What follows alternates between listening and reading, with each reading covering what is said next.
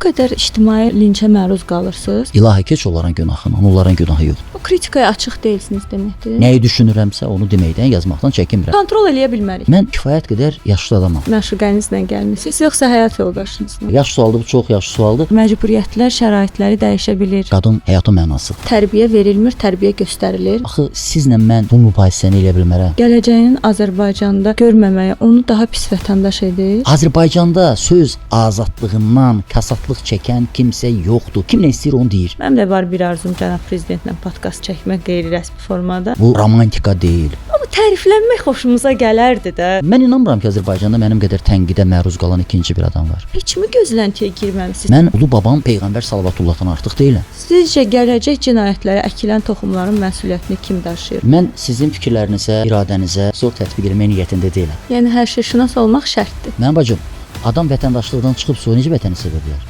Gələcəyini Azərbaycanda görmürsə bir vətəndaş bunun məsuliyyətini kim daşıyır? Bu müsahibəni mən öləndən sonra verəcəyik.